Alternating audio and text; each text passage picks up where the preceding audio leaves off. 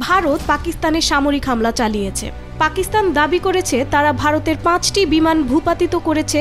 এই উত্তেজনা দুই দেশকে যুদ্ধের দ্বারপ্রান্তে নিয়ে এসেছে। দুই প্রতিবেশী দেশের মধ্যে দীর্ঘদিনের সংঘাতের ইতিহাস আছে।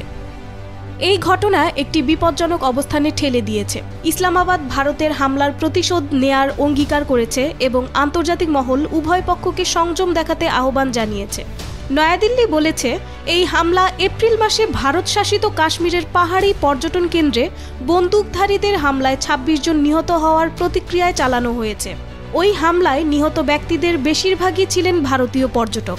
ভারত এই হামলার জন্য পাকিস্তানকে দায়ী করেছে, তবে ইসলামাবাদ এ অভিযোগ অস্বীকার করেছে। ভারত অপারেশন সিঁদুর নামে এক অভিযান চালায় পাকিস্তান ও পাকিস্তান শাসিত কাশ্মীরে। ভারতীয় কর্মকর্তারা জানিয়েছেন 9টি স্থানে হামলা চালানো হয়েছে, তবে কোনো পাকিস্তানি বেসামরিক, অর্থনৈতিক বা সামরিক স্থাপনায় আঘাত করা হয়নি।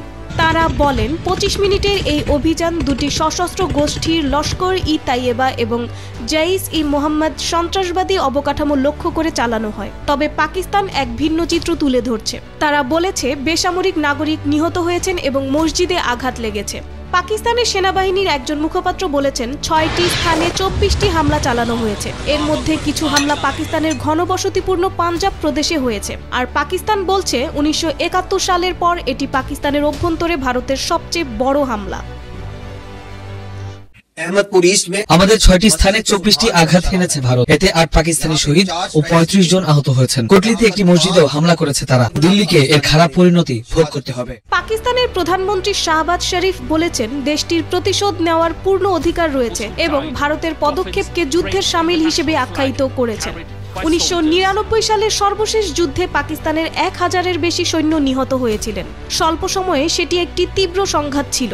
এরপর থেকে বিচ্ছিন্নতাবাদী গোষ্ঠীগুলো ভারতের নিরাপত্তা বাহিনীর বিরুদ্ধে লড়াই চালিয়ে গেছে, যেখানে হাজার হাজার মানুষ প্রাণ হারিয়েছেন। 2019 সালে ভারত একটি আত্মঘাতী গাড়ি বোমা হামলার পর পাকিস্তানে বিমান হামলা চালায়।